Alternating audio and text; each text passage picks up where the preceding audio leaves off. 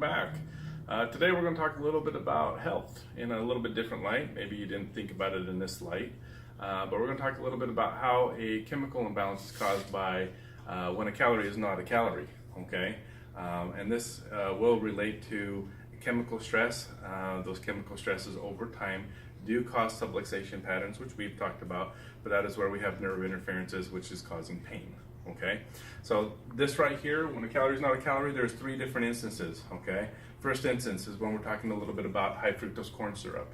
Okay, high fructose corn syrup is very, very available. You know, if you look at most packaging, it's about one in five different packages will have high fructose corn syrup. So you really got to read the labels. Okay, you can't just pick it up off the shelf and just start consuming. You really got to read the labels because it all adds up. It's not just one thing, it's in like, you know, 1 in 5. So you're probably going to be having multiple servings of high fructose corn syrup, and then you have your sodas and all the other stuff. So, you know, it isn't a lot of the foods. Now, why is that a big problem? The high fructose corn syrup actually is only utilized by your liver. Okay, it doesn't go up to the brain. It doesn't tell the brain, hey, everything's good, because those are not actually, you know, the blood sugars that we're talking about that are going through the blood. Okay, so you actually are ending up with a different problem. The liver is getting fatty as a result of it. It also will, because the liver can only use so much, it will start shunting it off to fat.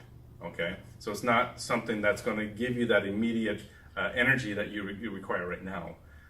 So which is why you usually consume a little bit more calories than what you normally should. But this is usually what happens when we're eating fast food, right? So that being said, that is definitely when a calorie is not a calorie, because it goes straight to fat, and you have to go into fat burn mode in order to use those calories. Okay, that is one. Number two is artificial sweeteners. Okay, artificial sweeteners, unfortunately, they are 0 grams, right? 0 calories, right? The problem is with that is that it still has a very similar effect or a very similar problem. Not in the fact that it's actually, you know, raising your blood sugars, not in the fact that it, you know, is an actual calorie. The problem is that your body is tricked into thinking that it's getting sugar. Okay, but furthermore, the artificial sweeteners is known to cause an increase in acidity. Okay, we increase the acidity in your body. That will actually cause your organs to go bananas because it doesn't like being bathed in acid. So it will actually layer itself with fat, additional fat. Okay, and this is why you'll see a lot of people that are overweight drinking diet sodas that are still overweight. I mean, if everybody was skinny by drinking diet sodas or diet foods, then wouldn't we all be skinny? But the reality is we still have the same problem. It's just a different machine or different mechanism to why we're fat or why we're not being able to lose the weight. We can't lose the weight because our body's actually protecting itself. So you could be doing all the good stuff. You could be doing the exercising and doing all the other stuff and not consuming the sugars, but still not being able to lose the weight, and that would be a key reason why. Okay, so that's number two. Number three is the fact that trans fats are not actual fats, and then there's a big problem. Trans fat is, in and of a sense, there's two different types of fat. There's one where the biochemical makeup is called a cis, and then we have it where it's bent, and that's called trans. Our body can't actually consume that. It can't utilize that. So when we eat a trans fat, it gets stored in our body. It doesn't ever get utilized. It never gets burned. It just stays there and sits there. Okay, you can imagine that's not going to be good for your body in the long term. And you know, being how it's just sitting there, eventually your body's immune system has to go in there and blow it up. Okay, it's quite literally that bad. And so you end up with an inflammatory response as a result of that, thereby causing all sorts of other pain for one, because it's a pro-inflammatory diet.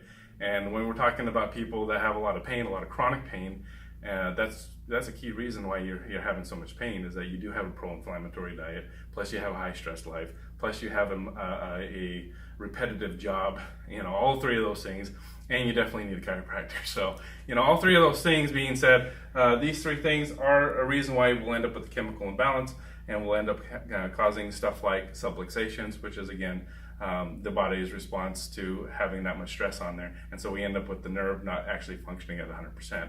So, you know, we do give health talks all the time here. We have them up on the board. You know, a lot of our clients really love that. We always love to educate. So, you know, please do come in. We'd love to help you out, and we'll see you again. In addition to what we've talked about a little bit, we're going to talk just a little bit more about trans fats, because it's a little bit of a misnomer that we are eating 0 grams of trans fats. Okay, and here's the case where you're reading the label and it says on the big box, it says 0 grams of trans fat per serving. okay? But you flip over the box and you read what's in the ingredients, and you're gonna have to look for this right here. It says partially or fully hydrogenated oil, okay? And sometimes it says both, okay? But look for the oil. Just if that's the only thing you did is look for the oil, that'd be a big help for your health. But look for fully or partially. You know, if they're saying it's 0 grams per serving, what they're really saying is that it's 0.49 grams per serving, which they round down, by the way. And by doing so, they usually make the serving size smaller, okay? And so, for example, if you were to have 10 to 11 chips, for example, on a normal basis, but they made it down to maybe 4 or 5 chips per serving, all of a sudden you're going to eat the same amount of chips, right? And you're going to get a whole gram of trans fats, but it's 0 per serving because they've rounded down. You've still had 1 gram. Okay, this all adds up over time, which is the big problem and the big misnomer behind trans fat. You can't just go by face value of it telling you it's 0 grams per serving. Flip over the label. If that's all you did is just look for the oil. That's the only thing you did. And sometimes there's 2 oils in there, so look for the oils.